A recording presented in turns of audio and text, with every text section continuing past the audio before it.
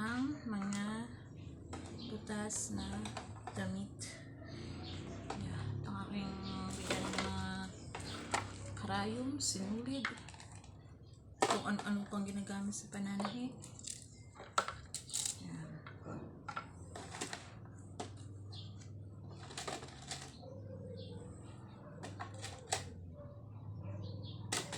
Ito dito.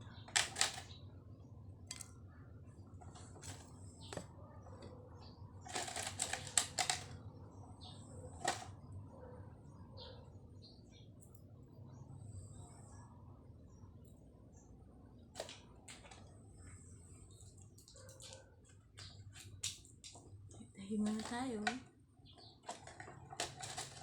Kasi kailangan natin tahi. Alam niyo po kung ano ang tahiin ko.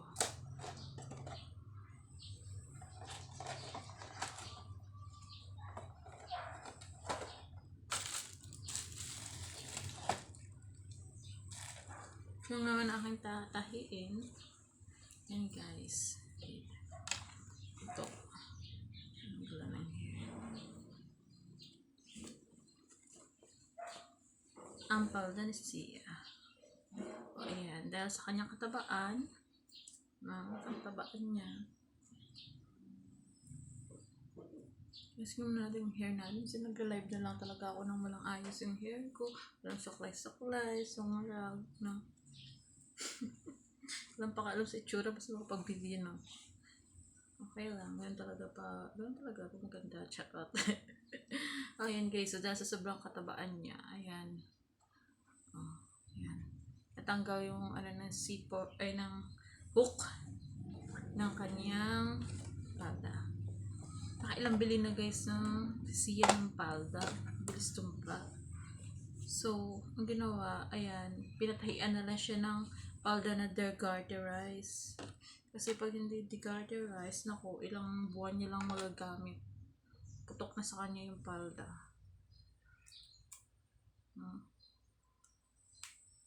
Minsan, pag pinapa-pre-love yung mga damit, ang palda ni Sia, ilang beses niya lang nasuot yun.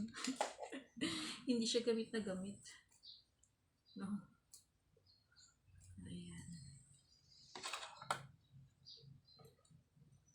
Hawak tayong sinulid. Karayom. Mag-alamang kukulam tayo today. Charot. Diba kasi, yawa ng sinulid. Karayom.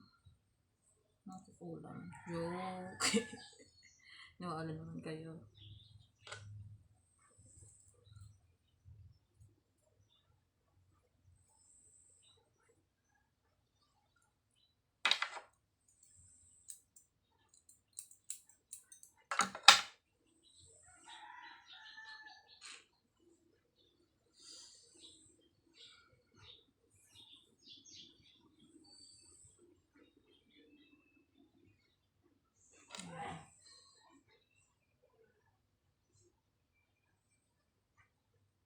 Pasok na natin yung sinulid sa karayom guys. Ayan.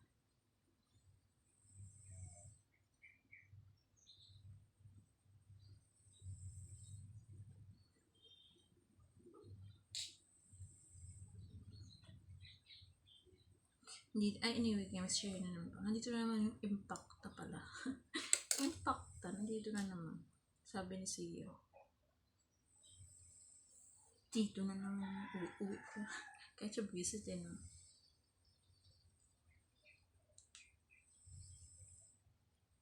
Parang hari-hari na naman sa kusina. Hari-hari na naman sa kusina. Yung lagagalagabugan lahat yung mga gamit sa kusina.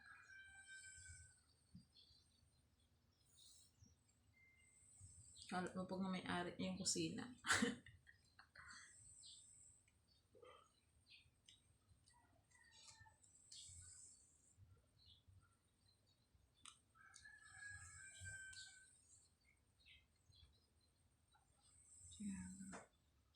Natin sa may bukas. Pinaano ko na yun siya actually. Pumunta na ako nung kailan doon sa may May barangay pa yun. Inausap ko na yung tanod na magbablatter sana. Kaso, sumakto pagpunta ko, wala yung pinaka ano nila. Sabi kinabukasan daw. Kinabukasan naman, hindi naman ako nakabalik. Kasi, naglaba ako. Tapos, nung kinahapunan, naregla ako. So, hindi na ako nakabalik. So, nalimutan ko muna. Tapos, ngayon ilang ano na.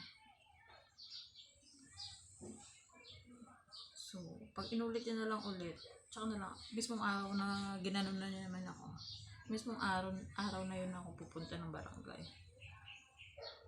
Kasi nag-first move na ako sa barangay eh.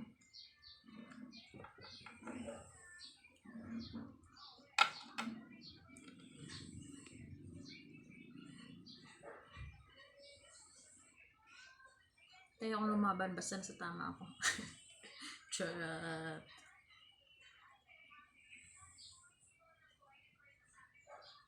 Tutulong talaga yung makikita ang pagmumukha niya. Nakairita. Lahat ng galit ko sa kanya, na ano ko eh.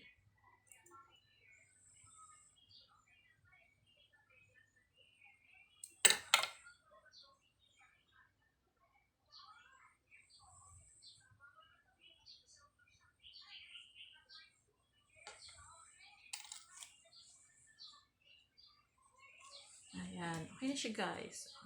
Fixin na natin. Ang palda ni Sia. Tapos ito naman. Butas-butas. Siyempre guys, bago naman ako pumunta ng barangay, nakadami na siyang gawa sa akin ng ganon. So siyempre pag sobra-sobra na, winarningan na, hindi naniniwala. 3 na, 4. Pang-4 ata pumunta na ako ng barangay. Pero hindi nga nakagawa sa PINA kasi wala yung pinaka-leader nila kasi hapon ako pumunta ng type na yun. Pero once na inulit niya ulit ngayon, as in mismo sa araw na yun, punta na ako pumunta ulit ng barangay. Hindi na some other time, some other ano. Ganun. Hindi ako pepe, sinilang. So I need to talk it out.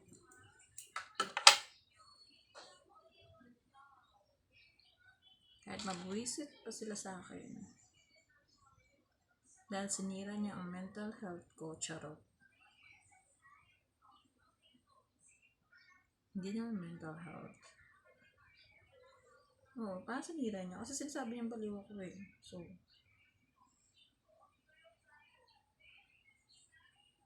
wala naman siyang prueba. Pwede ko siya kasawa ng paninirang puri at slander, di ba?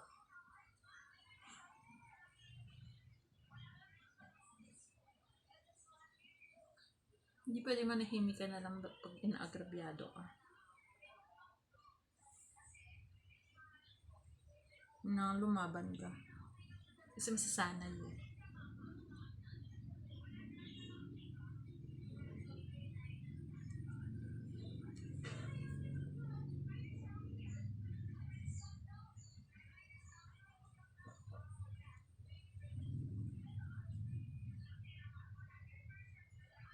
Hindi naman ako nahihiya. Ano yung mga ganyang tawag dito. Harapin yung mga ganyang issue. Kasi pinahiya na nila ako at the first place eh, diba? Kala nila yung mga chismis hindi nakarating sa akin. Hello, ang chismis kasi may pakpak. May time.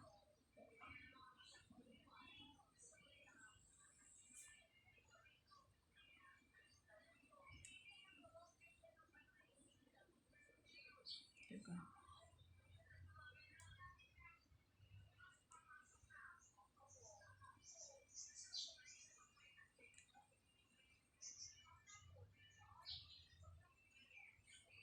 Happy-happy pa nga yung mga tao dito sa bahay eh, pag sinabi niyang baliw ako. Lahat sila kampi-kampi dito. Sa totoo lang. Basta ko na silang lahat.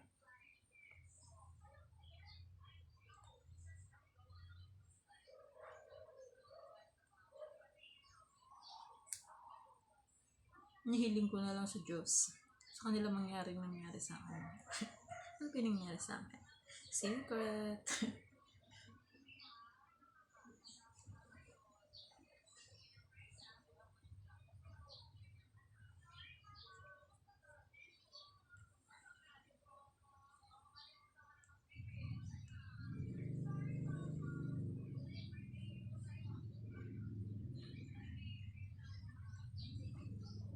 Tapos kapag sa kanila nangyari, itawanan ko na lang din sila, no? Tapos chismis ko na lang din na gano'n sila. So, para patas. Patas ang laban.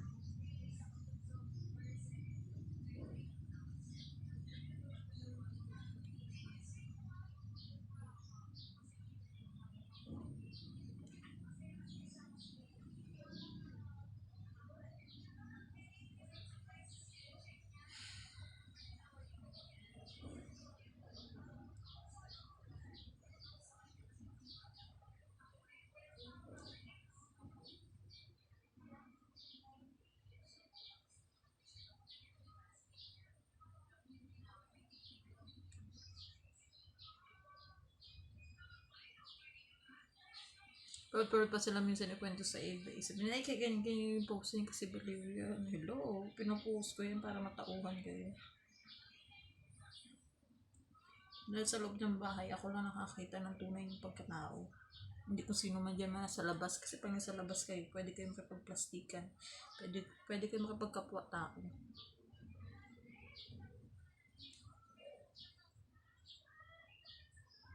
Dahil makikita ang tunay na pagkatao sa ilalim ng bubong ng bahay.